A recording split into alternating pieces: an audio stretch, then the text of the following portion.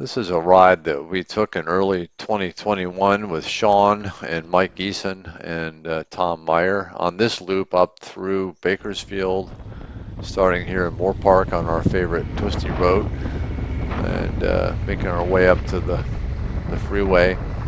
This was a pretty cold morning in the upper 40s and very foggy, as we'll see later, and got pretty chilly up in the mountains. We got into some very heavy wind on the highway and ended up on this loop. This is just south of Lake Isabella at Breckenridge Mountain. It's one of the areas that did not burn in the fires. You see the cows there on the hill. One of the areas that did not burn to the south of the lake, so we checked that out. This road off to the right there, that little dirt trail, is one that we want to explore later. It looks like on the maps that one may offer some really nice dirt experiences. So this is an old paved trail. We stopped here to Tom's adding some warmth. Got pretty chilly up here, and got up into the fog bank. It got very wet. You see me tucking away the blue towel. The visor got all fogged up and very wet. But as we climbed and climbed, the leaves got prettier and really became a nice fall day. And we finally emerged above the fog layer onto this dirt trail, which was really nice. A little foggy here still. Sean's Africa Twin. Good. And Tom's on his 1200 GSA BMW. And I've got the same bike that Sean has, and then Mike has his Africa Twin as well.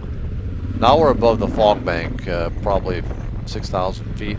Once in a while you can see the altitude on my GPS. It's on a different mode right there, but we're above the fog. You can see the blanketed layer there in the valley. Just beautiful.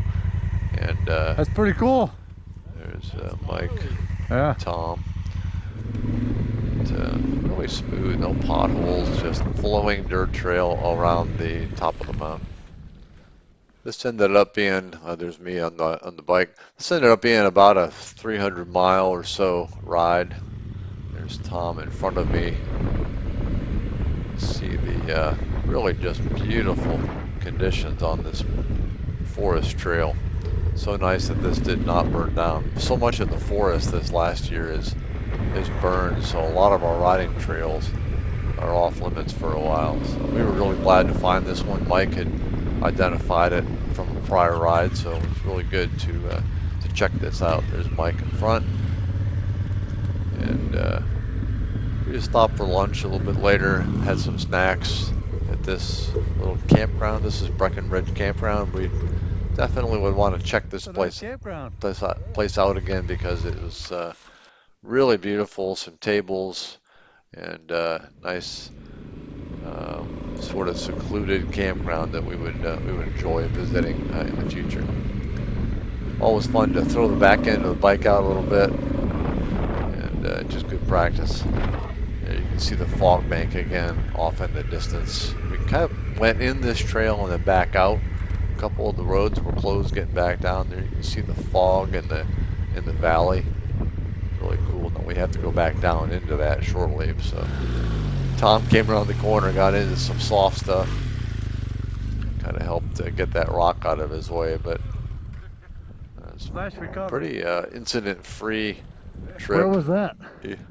Tom dropped his thermos. Mike had seen it, but no spills on this trip. Everybody was safe. Just had a nice, relaxing ride.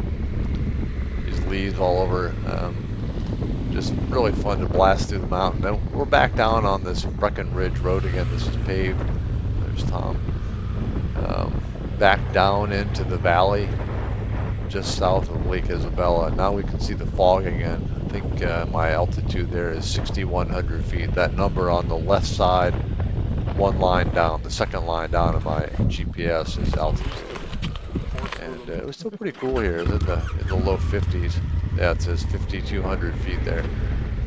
This is just really pretty. Nothing too technical at all. This is actually a paved road. We really enjoyed riding with Tom. Hopefully he can join us in future trips and a little bit warmer trips next time maybe.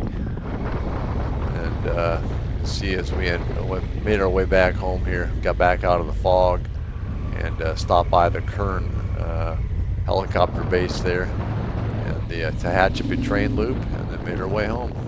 It was a good ride.